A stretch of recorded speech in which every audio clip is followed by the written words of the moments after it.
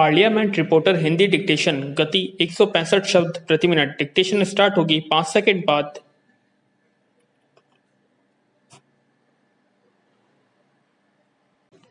Start. चुनी गई सरकार, चाहे वह राज्य की हो या केंद्र की, नई जिम्मेदारी के उत्साह के साथ ही उसके कामकाज की झलक मिल जाती है। विराम। कुछ सरकारों का उत्साह दूसरे साल के अंत तक बना रहता है तो कुछ के लिए 3 साल तक भी, परंतु आमतौर पर देखा गया है कि कोई सरकार भले ही कितना ही लोकप्रिय हो, सत्ता संभालने के तीसरे साल तक आते आते जनमानस सरकार विरोधी बनने लगता है। सरकार के 5वें साल में प्रवेश करते ही जनविरोध चरम पर पहुंच जाता है और कई बार यह सरकार की हार का कारण बन जाता है। विराम। लेकिन इन परिस्थितियों के विपरीत केवल कांग्रेस की मनमोहन सरकार और मौजूदा नरेंद्र मोदी सरकार ही ऐसी रही जो लगातार दूसरी बार चुनी गई। विराम। नरेंद्र मोदी सरकार ने केवल लगातार दूसरे कार्यकाल के लिए चुनी गई, बल्कि 2019 में भारतीय जनता पार्टी 2014 में हुए चुनावों के मुकाबले भारी मतों से जीती। विराम। क्या भाजपा 2024 में जीत की हैट्रिक लगा पाएगी? विराम। मौजूदा राजनीति हालात में विपक्ष के रवैये और जनता के मूड को देखकर मुझे लगता है कि भाजपा शायद यह संभव कर दिखाए। इसकी वजह यह है कि प्रधानमंत्री नरेंद्र मोदी काफी लोकप्रिय हैं और वे ही जनता की नजरों में ऐसा एकमात्र विश्वसनीय नेतृत्व है जिसकी इस वक्त देश को जरूरत है। लोकतंत्र में जहां जनता को ईमानदार एवं लोक कल्याणकारी सरकार चुनने का अधिकार मिलता है, वहीं सरकार के लिए भी जनता का विश्वास जीतना उतना ही महत्वपूर्ण हो जाता है। मौजूदा भारत सरकार इन दिनों दोनों ही पैमानों पर खरी उतरी है। विराम। हालांकि कुछ बातों पर मतभेद हो सकते हैं, जैसे कि क्या मोदी सरकार वाकई लोक कल्याणकारी कार्य कर रही है या क्या यह सरकार भ्रष्टाचार मुक्त है। विराम। फिर भी आम राय यह है कि नरेंद्र मोदी सरकार न केवल जन कल्याण के कार्य कर रही है, बल्कि यह ईमानदार भी है। पिछली कांग्रेस नीत यूपीए सरकार 2004 से 2014 के मुकाबले अत्यधिक ईमानदार नरेंद्र मोदी के नेतृत्व वाली भाजपा सरकार लोगों के बीच यह विश्वास कायम करने में सफल रही है, जबकि मनमोहन सिंह के नेतृत्व वाली यूपीए सरकार जनता में ऐसा विश्वास कायम नहीं कर सकी थी। विराम। यद्यपि कोरोना संक्रमण से बचाव के लिए अचानक किए गए लॉकडाउन से प्रवासियों को परेशानी का सामना करना पड़ा, परंतु कोरोना महामारी से निपटने के लिए किए गए उपायों के लिए भारत सरकार की लोकप्रियता राष्ट्रीय एवं अंतर्राष्ट्रीय स्तर पर बढ़ी है। यह तब हुआ जबकि सरकार ने अपने कार्यकाल का पहला साल ही पूरा किया है। सरकार ने आपदा काल में जनता का दिल जीत लिया है। विराम। इस संकट में सरकार गरीब से लेकर मध्यम वर्ग तथा सबके साथ खड़ी दिखाई दी। भाजपा सरकार ने पिछले 1 वर्ष के दौरान कई महत्वपूर्ण बदलाव किए, कुछ ऐसे बदलाव भी किए जो बहुत लोकप्रिय थे और इसका भारत के सुशासन में दीर्घगामी परिणाम देखने को मिलेगा। विराम। अनुच्छेद 370 को निष्प्रभावी करना व जम्मू कश्मीर का विभाजन, राम मंदिर विवाद का निपटारा, 3 तलाक कानून और नागरिकता संशोधन, ये फैसले भाजपा के लिए जनमत आधार मजबूत करने वाले साबित हो सकते हैं। विराम। इस समय सरकार के पक्ष में महत्वपूर्ण बात यह है कि कोरोना जैसी आपदा सरकार की कुशलता सिद्ध करने का अवसर बनी है। विराम। जिस समय नोटबंदी लागू की गई तब भी बड़ी संख्या में गरीब व निचला वर्ग अचानक से स्वयं को मुश्किलों में घिरा महसूस कर रहा था, लेकिन सरकार इस अमीरों के खिलाफ गरीबों की लड़ाई का रूप देने में सफल रही। इससे नोटबंदी विरोध स्वतः ही एक के समर्थन में बदलता दिखाई दिया। विराम।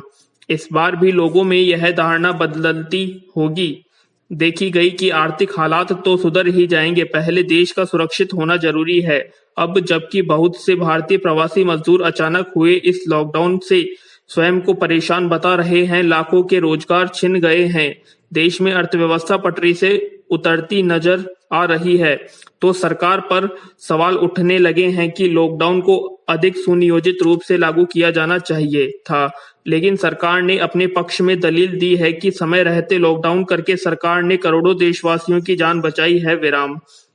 कोरोना से मौत और संक्रमितों के आंकड़ों की विकसित देशों में मौत और संक्रमितों के आंकड़ों के साथ की जा रही लगातार तुलना ने सरकार को सही साबित किया और जनता ने व्यापक तौर पर इस तथ्य को स्वीकार किया है। विराम। मोदी सरकार 2 साल को 1 वर्ष पूरा हो रहा है। विराम।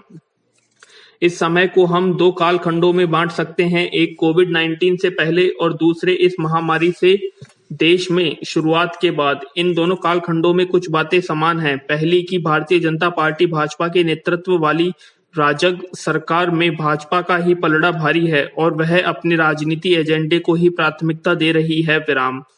कोविड की शुरुआत के दौर में ही दिल्ली में गिरफ्तारियां हो रही थीं और मध्य प्रदेश में कांग्रेस सरकार को अस्थिर कर वहां भाजपा की सरकार बनी। विराम पैरा। और दूसरी बात यह है कि कोविड से पहले या इस दौरान भी जो भी फैसले लिए जाते हैं, चाहे वह नागरिकता संशोधन विधेयक CAA हो या फिर लॉकडाउन का फैसला हो, उसके पीछे विमुद्रीकरण डिमोनेटाइजेशन के फैसले की तरह ही सिनेरियो प्लानिंग का अभाव देखने को मिलता है। सिनेरियो प्लानिंग से मेरा आशय यह है कि जब आप कोई फैसला लेते हैं तो उसे लागू करते समय उसमें किन्हीं कारणों से अचानक कुछ बदलाव हुआ तो यह इंतजाम किया जाएगा और कुछ अन्य हुआ तो वैसा प्रबंध कर लिया जाएगा। इस योजना का हमें पूर्णतः अभाव नजर आता है। विराम। उदाहरण के तौर पर हम CAA के समय सरकार अनुमान नहीं लगा पाई कि इसको लेकर इतना अधिक विरोध होगा। विरोध के साथ ही उसने फैसला ले लिया तो विरोध करने वालों को देशद्रोही कहने के अलावा उसके पास कोई विकल्प नहीं बचा। विराम। इसी तरह लॉकडाउन की घोषणा के तुरंत बाद लोगों ने अपने घरों को पैदल ही निकलना शुरू कर दिया तो सरकार में घबराहट दिखने लगी। फिर तुरंत ही राज्य सरकारों से बात करनी शुरू की गई कि वे अपनी राय दे तो सवाल उठता है कि यह राय पहले क्यों नहीं मांगी गई। कोविड से पूर्व यानी मई से लेकर दिसंबर तक सरकार ने राजनीति से जुड़े मुख्य मुद्दों पर काम करना शुरू किया। सबसे पहले UPA को संबोधित किया। विराम। जिसका दुरुपयोग हम देख रहे हैं। विराम। किसी को भी इसके तहत जेल में बंद कर दिया जाता है और उसके बाद ट्रिपल तलाक पर रोक, कश्मीर संबंधित अनुच्छेद 370 को हटाना और फिर CAA, ये 4 ऐसे प्रमुख मुद्दे थे जिनके लिए बीते वर्ष राजग को जनादेश प्राप्त नहीं हुआ था। इसके लिए उन्होंने वोट भी नहीं मांगे थे। यद्यपि भाजपा कहती है कि ट्रिपल तलाक और कश्मीर तो उनके एजेंडे में पहले से रहा है। विराम। लेकिन UPA संशोधन को CAA तो बिल्कुल ही नहीं थे। विराम। अनुच्छेद 370 के बाद कश्मीर के हालात बिगड़े या संभले, यह भी अपने आप में बहस का विषय बना हुआ है। कुल मिलाकर ऐसा लगता है कि सरकार विरोध को कुचलकर दबा देना चाहती है। वास्तविकता उद्देश्य में लगता है कि परिवर्तन आ गया है। सरकार का अहंकार एक भाव दिखाई पड़ता है। विराम पैरा। चुनाव जीतने के साथ ही उम्मीद थी राजग सरकार देश की अर्थव्यवस्था को संभालने की कोशिश में लगेगी, लेकिन वह संभाल नहीं पा रही थी। विराम। फिर कोविड की शुरुआत देश में 17 जनवरी को हो गई थी, लेकिन करीब 2 महीने तक सरकार यह सोचती रही कि अमेरिका और चीन ही इससे जूझ रहे हैं। विराम। शायद हमें यह अधिक प्रभावित नहीं करेगा। 2 महीने के बाद प्रयास शुरू किए गए तो हड़बड़ी दिखाई दी। एक बार फिर किसी प्रकार की सिनेरियो प्लानिंग दिखाई नहीं दी। हड़बड़ी में लॉकडाउन कर दिया गया। विराम। लॉकडाउन की परिस्थितियां बन गई तो आर्थिक पैकेज की घोषणा की गई, जो फिलहाल जुल्मेबाजी है और आंकड़ों का खेल ज्यादा नजर आता है। विराम। आर्थिक पैकेज के लिए कितना फीसदी बजट में आ चुका है, कितना आगे जाकर होगा स्पष्ट नहीं है। फिलहाल इस वक्त अर्थव्यवस्था के लिए सबसे अधिक जरूरी है मांग को सृजित करना। मांग होगी तो अर्थव्यवस्था का चक्र तेजी के साथ घूम सकता है, लेकिन लोगों के पास जीवन यापन के लिए रोजगार नहीं है। आर्थिक रूप से परेशान व्यक्ति को कितना भी ऋण देकर अर्थव्यवस्था नहीं चलाई जा सकती। आर्थिक पैकेज संबंधी घोषणाओं के बावजूद अर्थव्यवस्था भी रुक गई है। विराम। मेरा मानना है कि अर्थव्यवस्था को नजरअंदाज करके आगे नहीं बढ़ाया जा सकता। विराम।